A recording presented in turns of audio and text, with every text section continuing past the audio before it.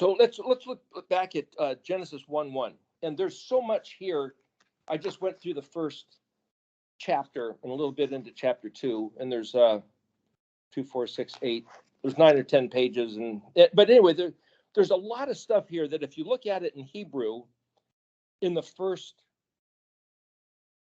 week of creation, it's a lot more than just the narrative. So I'll try to address that a little bit. So it says, Genesis 1:1, Bereshit bara Elohim et hashamayim et haaretz. In the beginning created Elohim Aleph Tav, the heavens and the earth. But the word earth is aretz, which could be read, I will run. So if somebody says, I will run, that's just the verbalization of a big idea they had. Well, what's a big idea? Well, that's the letter bet. See, the letter bet is this noun. And so what was Elohim doing before he ever had the big idea that I'm going to run? We don't know what he was doing.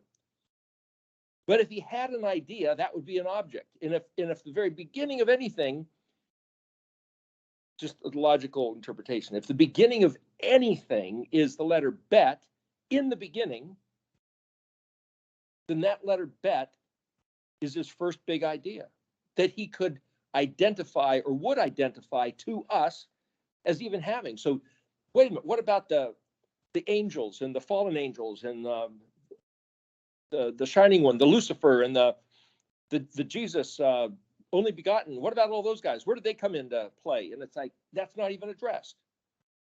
It starts off with Genesis 1, Bereshit bara.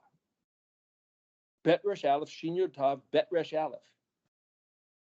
Well, the word bara, Bet Resh Aleph, means to create, but it also is this bet, this big idea, to Resh Aleph.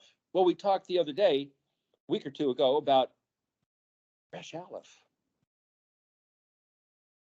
This big idea, Resh, Aleph is a suffix, which is kind of neither male nor female, but it's just like this energy, this force. This big idea was for Resh to just exist and function as Resh. But functioning as Resh, which is defined as Aleph, Bet Resh as a word means pure and clean. So for both male and female, Zakar and Nakav, to have within the two words that regardless of what happens to them, there's going to be accommodations for them to be exonerated and made clean. That's part of the package deal.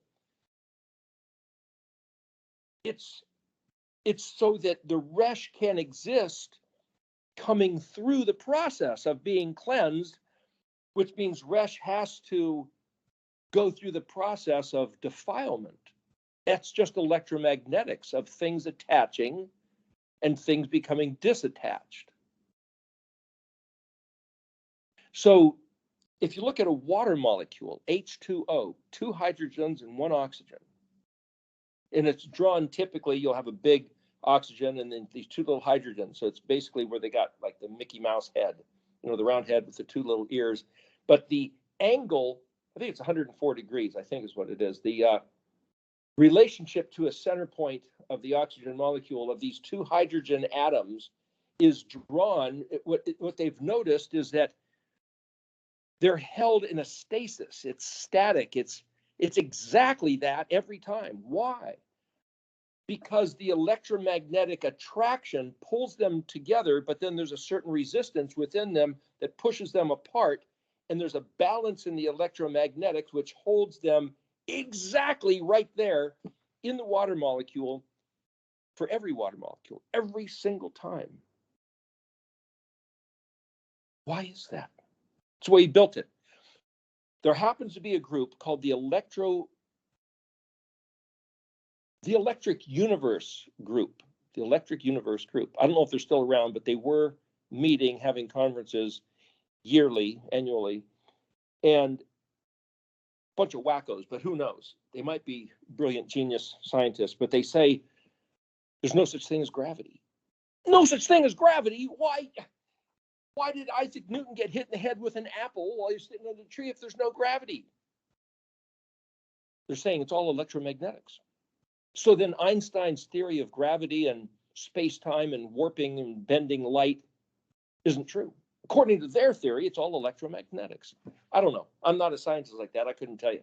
But the point is, everything Yahuwah built is based on the electromagnetics of things being drawn together and things being pushed apart. And fundamentally, that accounts for every single thing in the entire, not just the universe, but the system of how the universe even came into existence is just that principle amped up, multiplied. And so I could boil that down and say, well, then that's got to be somehow in the letters too. In fact, it's got to be in the relationship between man and woman, the attracted, the repulsed, somehow the same dynamic between us and him, between life and death. It's in everything. The interesting thing about Yeshua living out this experience of the alphabetic sequence, okay, I'm going to run this gauntlet, this Aleph through Tav. That's the Eretz. See, if I read Earth, if I say, I'm going to run the Resh Zadi, I'm going to become a Resh man. How? By Zadiing, flourishing. Woohoo! Exhilarating. I'm going to become the Resh with exuberance, is another way to read Aleph Resh Zadi, Earth. So the Elohim, the Aleph, on the other, whoever that guy is that wrote this Hebrew alphabet, determined, I'm going to build a universe, materialized cosmos, not only so I can have a place to put my foot, but his experience of the infinite without limit of anything he ever wanted to be, anything ever he wanted to do, for how long? Eons of time before there was time. What did he do before that? What did he do for 10 billion eons of times before 10 billions of eons of times before another 10 billion? Nobody knows. But all of a sudden, once upon a time, before there was time, he said, hey, I got a big idea. I'm going to invent a garden of time and space. Time and space. Limits to the one without limits. Yeah, what a kick that ahead that would be. Wow, what a great idea. And I'm going to become, and I'm going to have this experience called Resh. And I'm going to make a bunch of other entities, conscious creatures in my own image and likeness that I can have a relationship with, that are going to have the same opportunity to become those same Resh beings. Yeah, that's going to be great. That's Aleph Resh Zadi. So the infinite one, before there was time, had to first invent time. So when it says the letter bet, in, that's time. In, with, among, in the beginning. In the beginning, there was no time before the beginning of time. So the beginning of time is the first thing he built. It goes on to say, Vaha'aretz hayata. Well, hey tav yod, hey yod tav hey. Hey's, yods, and vavs, with or without alephs and tavs, all is the verb to exist. So the eretz, plug that back into the concept of the earth, existed tohu vebohu. It's translated in Stone's Tanakh, astonishingly empty. King James says, formless and void. So some people, as I mentioned before, believe that, he built it beautiful and wonderful, and the devil didn't like it, and he came down and kicked it apart and ruined it and spit on it and mucked it up with greasy fingers, turned it into Hosek, and so it had to be rebuilt. And it's like, whatever.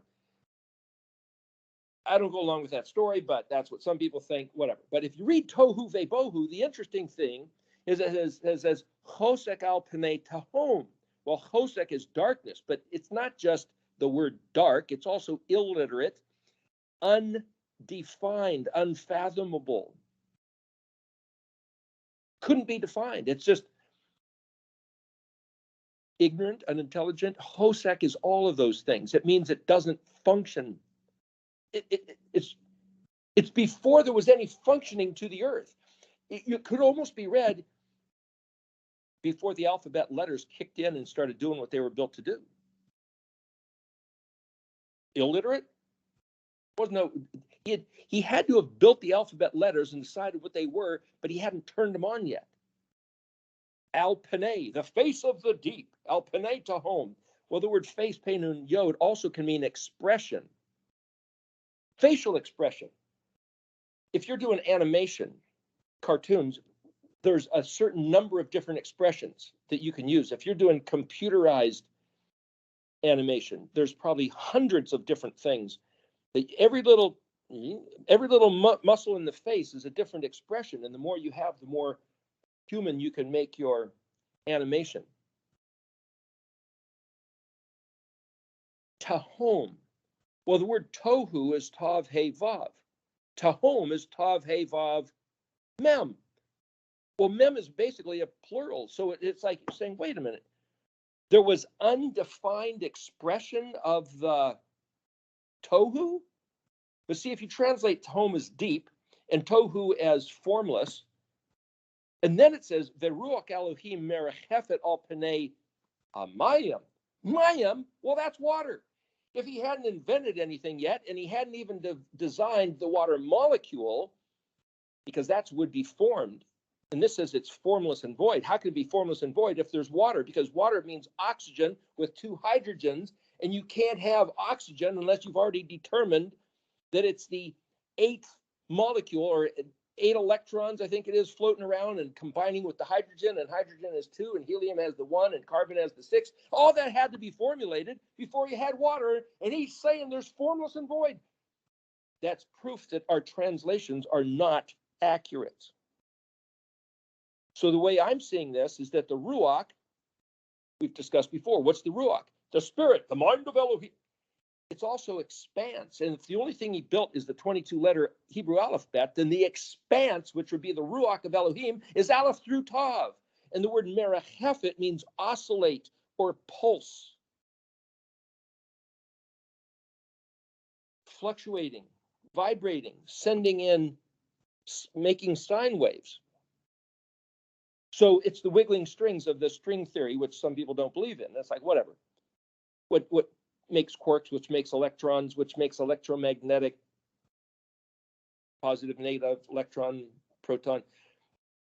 But if that's the Ruach of Elohim oscillating, al panei, upon the face, ayin lamed means yoked to. Doesn't just mean above, or doesn't just mean with.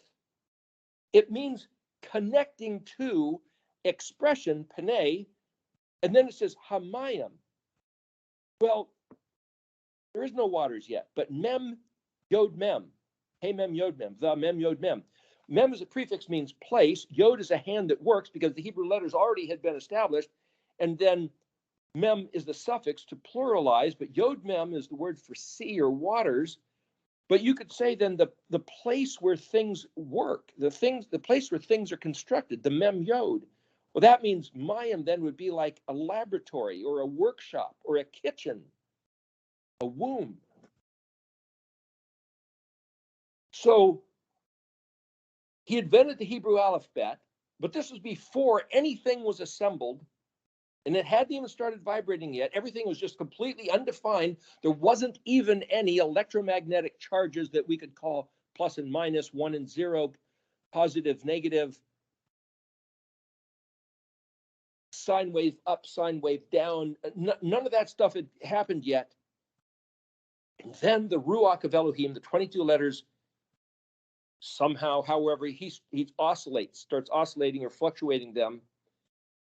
And then suddenly there's this, it gives yield to the expression of water. Well, water, like I say, if it's hydrogen and oxygen, then you have to assemble the entire periodic table. As soon as you got the idea of helium, hydrogen, that a single electron can join or have a relationship with a single proton that establishes all the full range of possibilities of every possible permutation suddenly becomes within the zone of possibility. So it's like, as soon as he established that this is the way it's going to work, there's the whole thing. And then he said, Yehi Or. And Yehi Or, caused to exist, Aleph Vav Resh. Translated light, but why did he create light at the very beginning? So he could see what he was doing? Did he need to see what he's doing? Can't he see in the dark? If he can invent cat's eyes to see in the dark, why couldn't his own eyes see in the dark? Why did he have to create light first? Somehow he wanted the experience. Because remember, if he says, I'm going to go for a run, then he designed this thing and he had to create the human eyes to be able to not see in the dark so well. Part of the experience he wanted to have. So, and I'm saying that metaphorically, that we as humans, Yahusha as a human at the Garden of Gethsemane saying, what the heck? I think this was a big mistake. Do I have to do this? Is this my destiny? What the heck is going on here? Goes back to, man, can't you see in the dark? No, I can't. This is really a terrible thing. Yeah, thanks a lot. This is kind of a terrible thing, but it's also a beautiful, wonderful thing. But I haven't been pushed to that threshold of death yet, but I hear stories that it can be pretty horrible. You get into the fourth verse, Vayirah. Now he sees, Yirah Elohim. See, he didn't have the word Yirah before. As soon as he turns on the light, the next word says he can see. Yod Resh Aleph. That's that Resh Aleph word that we're talking about, which is otherwise translated fear and reverence. Vayirah Elohim et ha'or ki tov. The word tov, that the light is good, but that word good, tet vav bet, is also functional, suitable. So there's this word grok, stranger in a strange land, coined that phrase, that book. To grok something is this deep understanding that's beyond even human words to express it. But for him to say, he turns on the light and he says, oh, hey, I can see that. Hey, how about that? This is pretty good. This actually works. That same attitude, what I'm suggesting is that the same attitude in Genesis 1, verse 4, that he turns on the light in verse 3, and then he sees that it's tov. It almost is written like he was not surprised, but happy.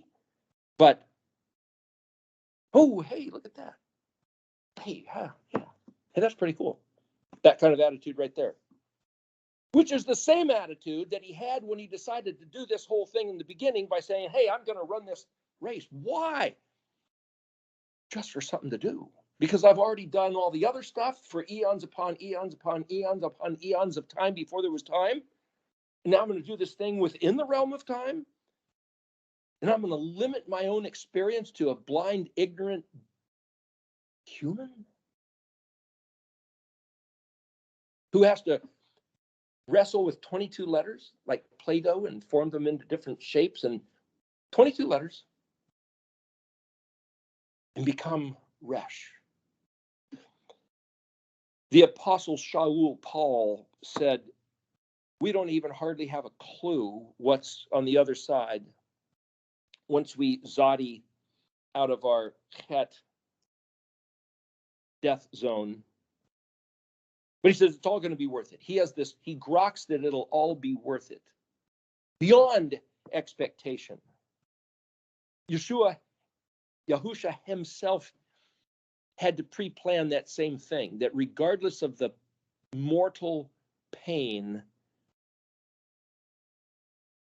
the dying, the crucifixion, the whole human existence, to run, to be the first guy to run through and blow out the other side, conquering death, prevailing over death, to become this Resh status that's even a greater status, it says in the New Testament, than angel, even the Malachim, the angels. In other words, we could think of, the Archangel Michael and Gabriel and whatever Lucifer had been before he fell and became the adversary, or whatever, however that story goes. The Resh status that humans have the privilege of becoming if we choose to run this race successfully is even of a greater stature, a greater dignity than even those archangels. That's an incredible option. The saying is that in verse 4, where he says, after he notices, he apprehends that it's Tov, it says, Eve Dal, Yod Bet Dalet Lamed, he separates between the light and the dark. So it's not just the physical reality, this is light and this is dark, okay. But there's this concept of literacy and illiteracy, of success and failure. He's making distinctions. We could go through the entire rest of all this stuff, which if you guys want to do, we can do it at one time. But I wanted to get on to a couple other things before we run out of time here. If I look to the, I will run, so he invents time and space. Time is barash, bet resh aleph shin, bereshit. There has to be time in the beginning. And then he creates, that's bet resh aleph. Well, that's an object. That's betness. So it's object, it's space, it's matter, it's cosmos. And then there's aleph and tav. Well, what's aleph tav? Going back to Genesis 1:1, aleph tav is the full scope, the whole race, the beginning and the end.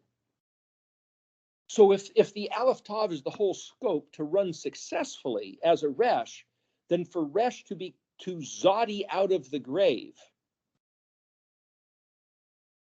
is the goal of aleph tav. So actually, the goal to be the resh status comes through the zadiing from the grave, but to become resh means you have to push through even the depth of deconstruction down through the mem, turn around noon, and leap back out unto zadi to become the resh. That is the gamut course. That's the ruach. That's the plan. That's the aleph through tav that starts wiggling, oscillating, fluctuating. So the whole expanse of possibilities is incorporated and enclosed between aleph and tav. So aleph and tav become the scope or the boundary and consideration of all the possibilities. It's the definition, the limit. And because there was no idea before that he expressed anyway, before he gave this idea, then there was no such thing as a concept. So the concept of having a concept is aleph and going to tav. So resh het then is the playground of resh, the domain, the sandbox, the fort, the man cave. 22 letters of het through kuf, resh het. So if you look at the letter zadi, it's the vertical with this little, like a flag coming off. That's the way the orthography of the zadi in the Paleo-Hebrew. So it's a stick with a fire. It's a bird who puts its wing up. A caterpillar turning into a butterfly. It's a flourish. It means it's a picture of bringing to life a kite in the wind, a fish in the sea, light in the dark, a laugh in gloom, a hope in doom, life in death, restoration in the face of alienation. All is a picture of that zadi shape. And that letter zadi did not make it into translation into Greek or Latin or English. Why is that? Why did he leave the letter zadi? I'll just call it a th. Call it the st or the ts sound. It's like it's in the Mishpan pattern. It's the Ark of the Covenant. It's what was in the Ark of the Covenant: the manna, the Aaron's rod that budded, the 10 Commandments. It's all these things. It's the Sabbath day. It's Shemini Atzeret, the one festival everybody loves to forget. You ponder the letters, you ponder the letter shapes, you look at where the letters are used, and the whole thing fits together as like this big puzzle. How do you make Tahom into Mayim? Wiggling the alphabet turns the formless and void into H2O, a laboratory where everything else can function.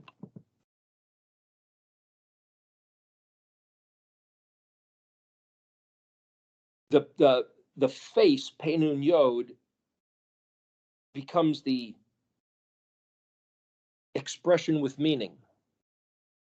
So he builds a conscious mind to perceive the expressions, to perceive the words. In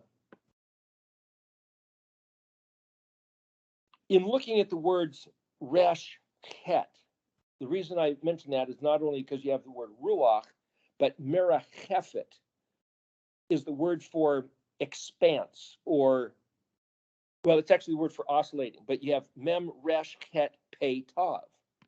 Merachefet al panei hamayim. The ruach of Elohim merachefeted. It's a verb. It means to oscillate. Well, what else is in that? Mem resh het literally in the dictionary is force, pressure, a friction, or to rub or polish, is making it so it is, if it's slick, it's got little friction. If it's sandpaper, it's got a lot of friction. But it's this forceful action. Resh het is where you get the word reek, which is a scent, or ruach, which is like this wind. But it also means to be like what a bloodhound might do, tracking a scent. It means to sniff, to snuff, to detect. So it's this force by which you can detect. Peitav is an expanse or something that spreads out open. And the word het peitav is to fold. Well, if you fold a garment or fold a piece of paper, or if you take a string and you start wiggling it, that's putting folds into it. So this concept of resh het is being forced, mem resh het, and then you've got this peitav expanding, spreading out. So this is one of the processes of using the dictionary. I'm just looking at other words that start with resh het. So you look at resh het aleph, resh het bet, resh het gimel, resh het dalet. Just run through the list. There's not that many. There is no resh het aleph. We've got resh het bet, which is the word rachav, which means wide, broad, roomy, spacious, vast, expanse, and transverse.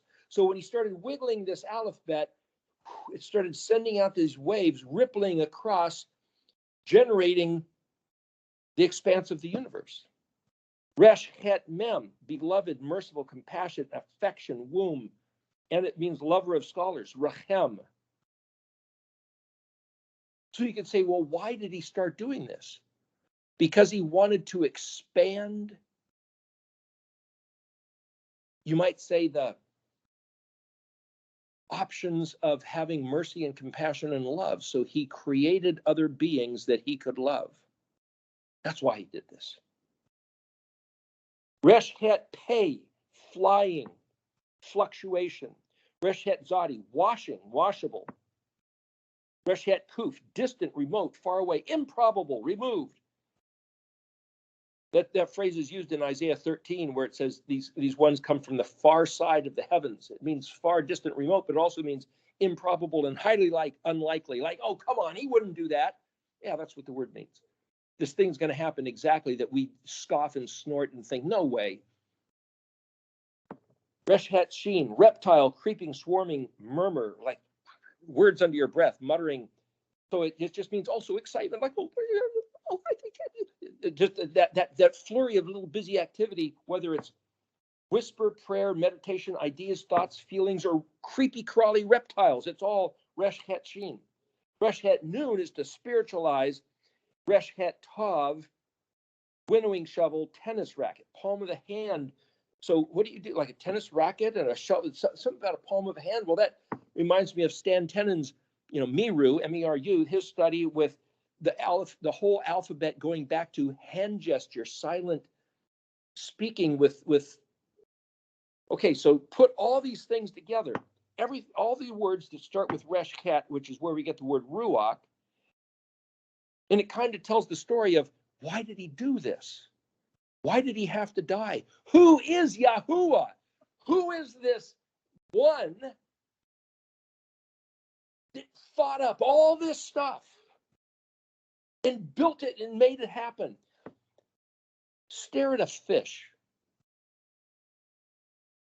The shape, those fins, perfect. There's a little model of a seahorse over here. I'm down near the beach. And the seahorse has these little fins on his backside and a couple little fins up on his head. I can do, it's all I can do as a human to control my arms and legs. Imagine having a couple little fins that you on your back end here, that you flutter this one and you'll turn left and flutter that one and you flutter these ones up here. It's like he wired the brain with all these little muscles and tendons, and this guy's incredible. He wired this all together.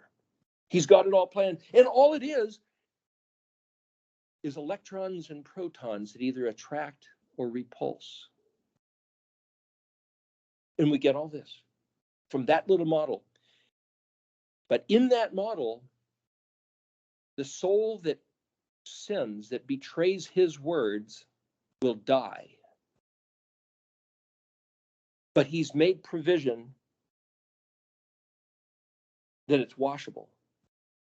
The same way that you dump water on something and water changes the electromagnetic attraction by which a pollutant is adhered to another object, the water exchanges the electrons and it dislodges, lets go, and can float off, and so that thing is clean. Somehow, by him reducing his body laying in the grave, his essence went down to the mem level, going through the kaf lamed, yod kaf lamed mem. Yod kaf lamed is a word that means he'll have the power and capacity to prevail, but kaf lamed mem is humiliated and put to shame, getting down there to the mem. There's a certain word that's used all through the creation process here. It's lamed mem yod nun hey. It's translated after their kind. Mem nun hey is where you get the word manna. Like, whoa, what is this? Where'd this come from?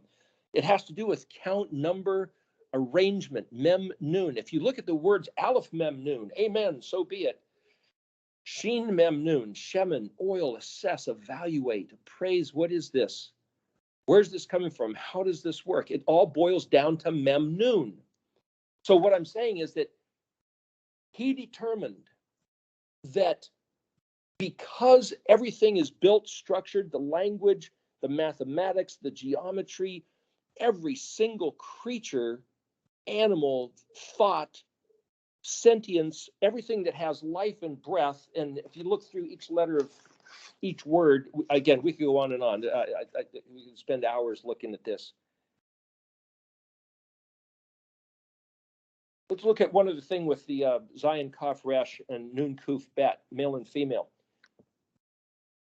Kaf Resh, just looking at remember, you take every word and you break it down into 2-letter and 3-letter components and 1 letter.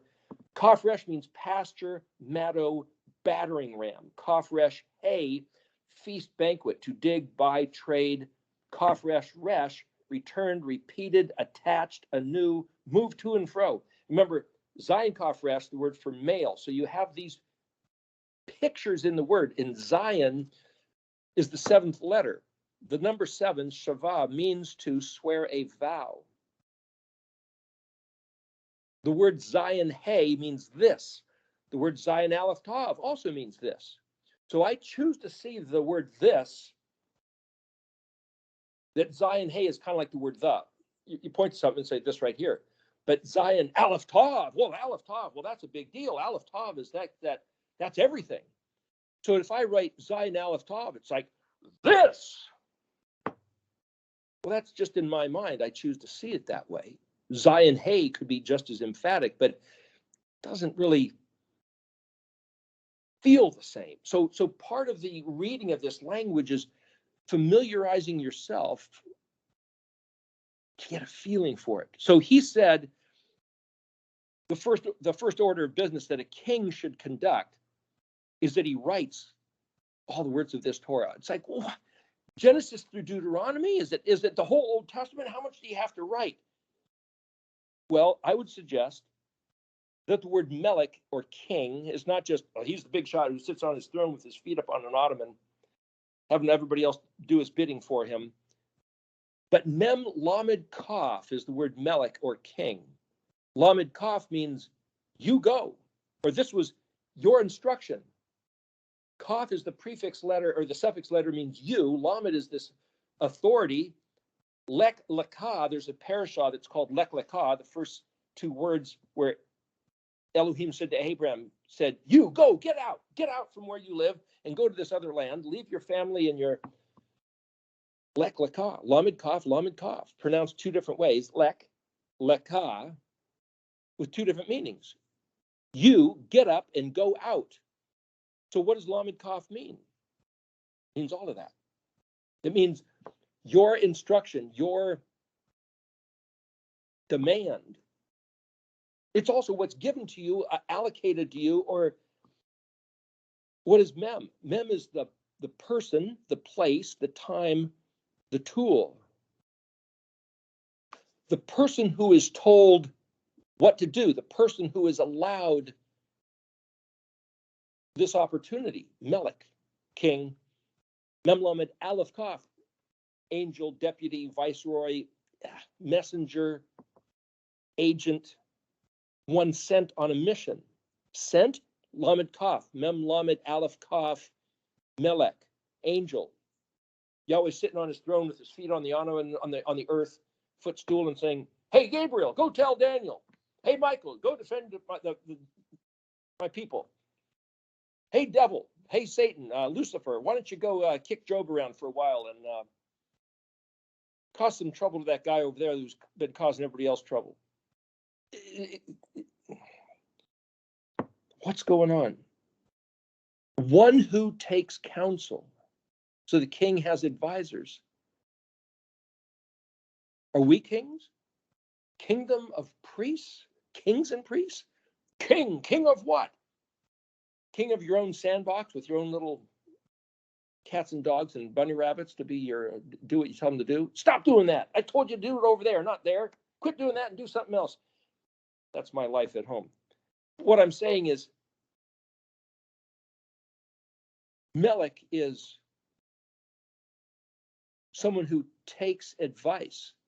Adam was told in the very beginning, don't eat of that tree. You betcha, boss. Yes, sir. He listened to the voice of his wife. He was still mem lamed coughing. Listen to the voice of Yahweh and all go well. You don't listen to his voice and you get cursed. So you read all through Genesis, and every time Yahweh spoke, it happened. And he saw that it was Tov, and then he blessed things to reproduce. And he gave Adam the dalit, the opportunity to decide, guess what? You can choose whether you're going to do what I say or not. And the day you choose to not do what I say, you betray the entire universe. Because everything else is fit according to the fractal pattern of the universe, the 22 letters, which is why we have everything that we see. And everything functions tovely. The mind of each animal to perform. The shape of the fish is just so beautiful. The way it slips through the water and the way he built things, and for people to think that it was all by accident, by chance, is the insanity of being chosek on purpose. Gosh. Okay, he gave us all that choice. To read this Hebrew, and you see word for word and letter for letter, it opens up. Again, I just have to have a list of adjectives. What a wonderful thing to be allowed to see this. And remember, if only the king was supposed to write a copy, a king, one who takes counsel. You take counsel, you write it. For centuries, most people didn't have these. The privilege that we have at this occasion to have access to these words, the paleo, write one version in paleo and one in modern, and write translations. But as you start just copying the letters, and like I say, is it Stones to Knocker? Is it Jeff Benner's version? Whatever. Just start writing, and you'll see stuff. You'll see stuff that as you stare at the letters, they start working on your mind.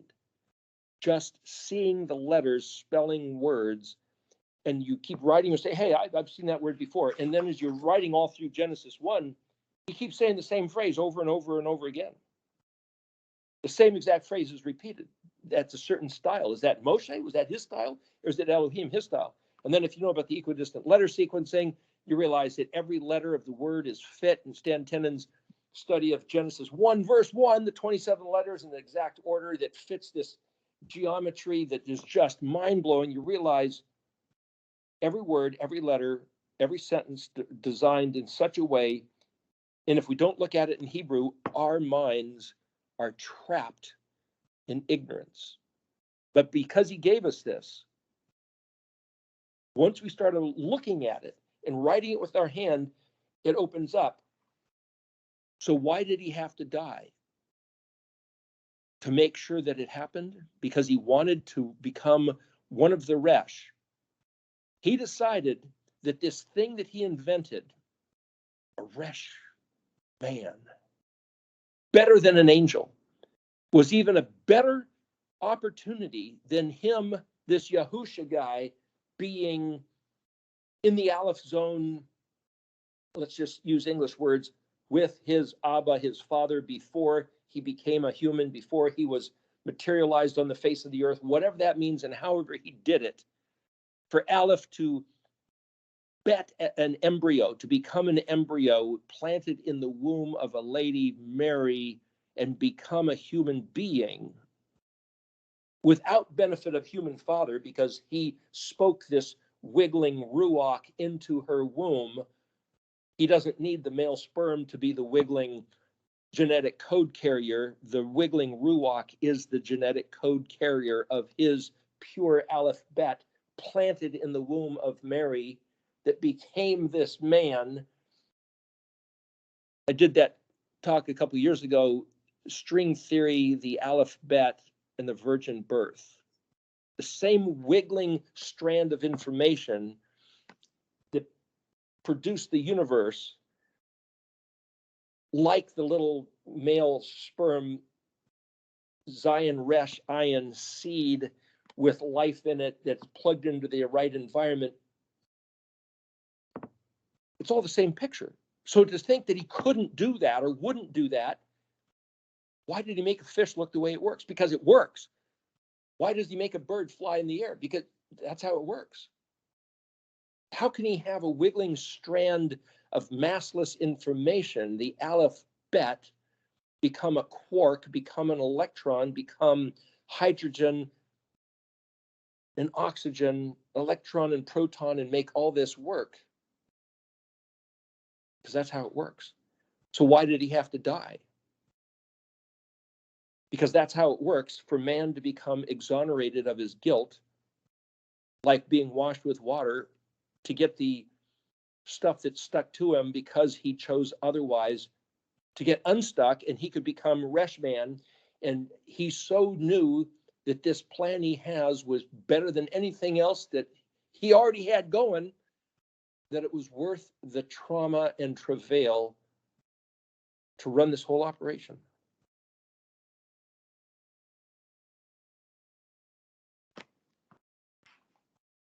There's, and I send you these notes, I have different, there's so much in here. There's all these other letters that I have written on here that need other explanation.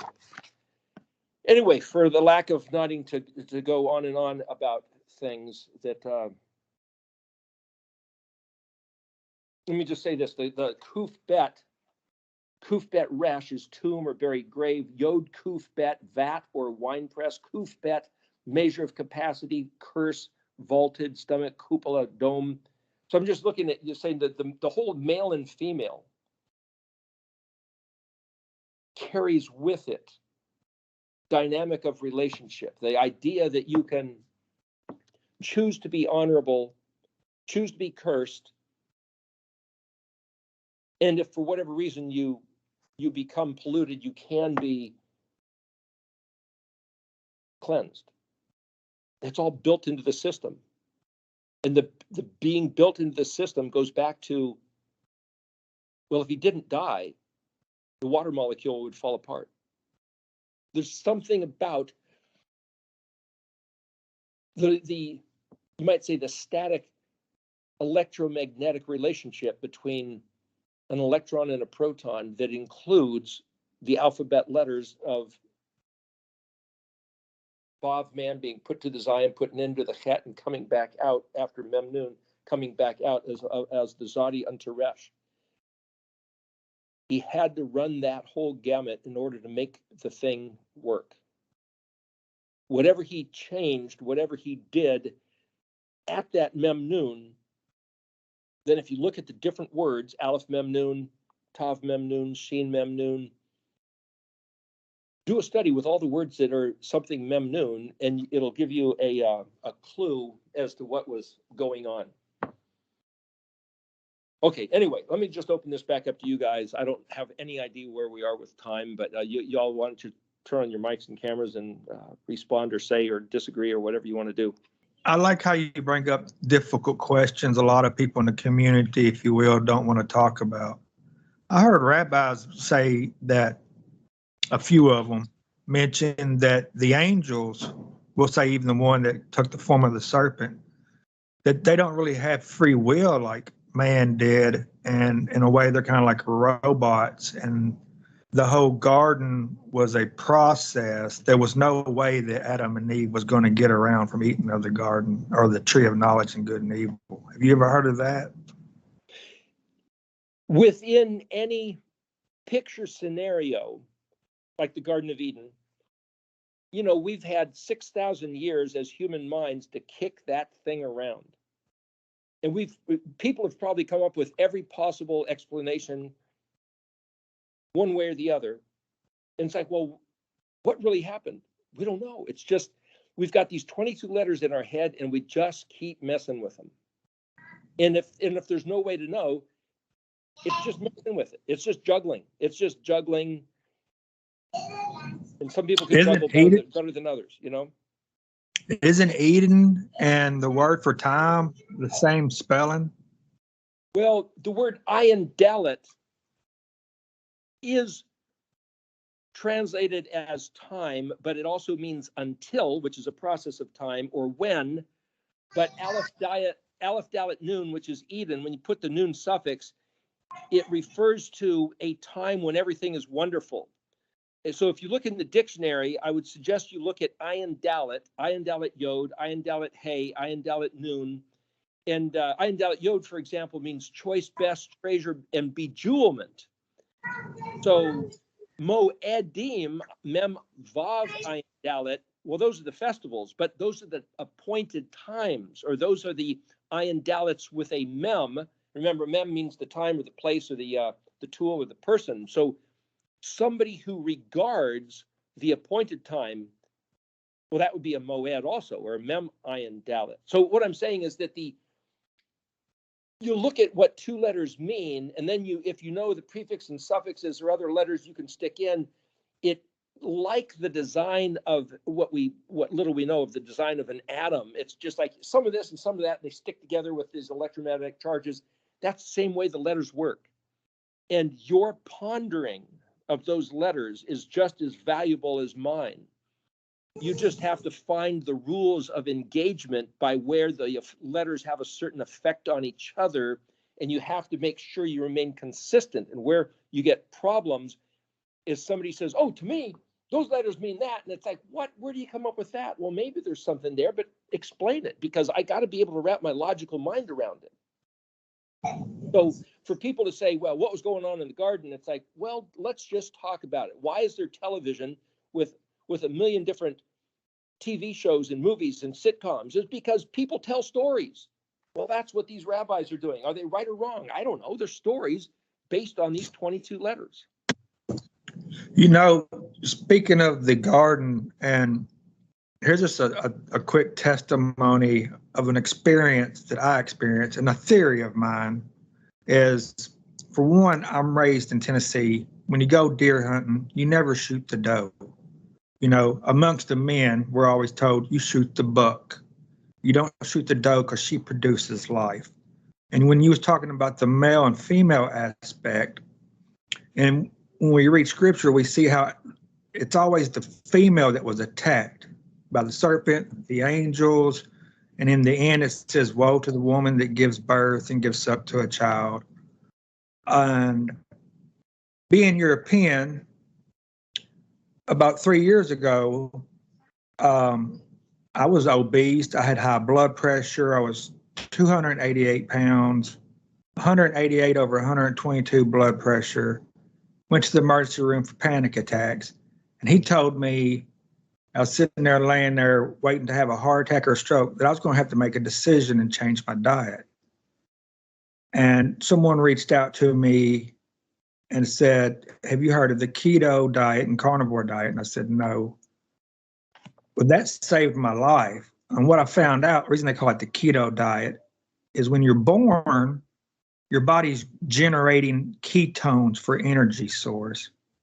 And then once you eat a carbohydrate, you start burning glucose. And when you really look into it, there's no such thing as a glucose deficiency. The body will naturally produce the amount. And so when I'm reading the garden and the tree of knowledge of good and evil, and I'm thinking, well, maybe they were instructed not to eat the female animals that were around because that would kill this process of generating life. I don't know. It's just something I looked at because, like I said, when I switched to a full carnivore diet, it actually saved my life. My blood pressure is perfect. All my lab results are perfect. And what I find interesting is this is the energy source in which we're born with. And like the glucose is only for like a backup to keep you from starving out during the wintertime. So I've kicked that around and it seems like there may be something there. I don't know. Well, what I would suggest is that the benefit of you kicking around an idea like that in your own mind and your own heart is of great value. And that's the human experience is, you know, I've heard people say, well, the Lord told me this, or God spoke to me and he told me blah, blah, blah, whatever that. It's like, listen, I'm no way I'm going to step in and say, oh, that wasn't who you thought telling you whatever you, listen, that's no business of mine.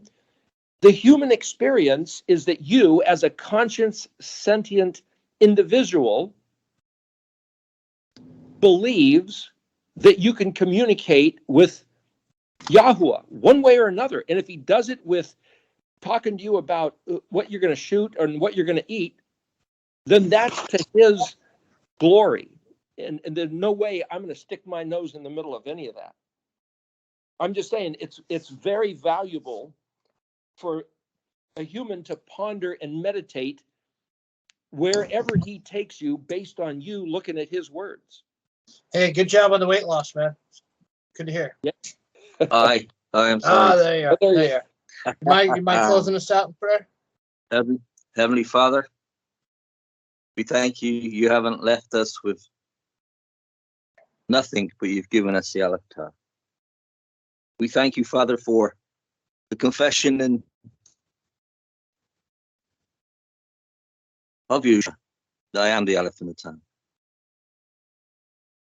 Father, as we struggle and want to know you and know him, we thank you for each other, Father, and sharing our minds like this is just amazing, that we can add to each other by how we see the Alakta. Father, we thank you for bringing this to the light. And we're not in a struggle on our own, but together, which makes it so much more. And keeping us one in this, Father, we ask for your sake, for your name's sake, Father, that we may be Israel, straight before you, men that possess what you've given us and don't leave anything to chance, but to keep the fight of faith in the Aleph Tav, in Yahusha, in your salvation. Amen. Thanks, Paul. Hey, everybody watching, thank you for the comments. Keep them up. the more the merrier. And then every Thursday night we get together at 8:30 Eastern Standard Time and pray. If you can make it, great. Appreciate you. Okay, Kurt, before you shut it off, can I mention one thing? No, you're out of time. Oh, come on, just real quick. The word Gethsemane. Who am I? I can see. It's like, what's going on? Am I insane? Gimel Tav is word for wine breath. Shin Mem, assess there. Shin Mem Nun.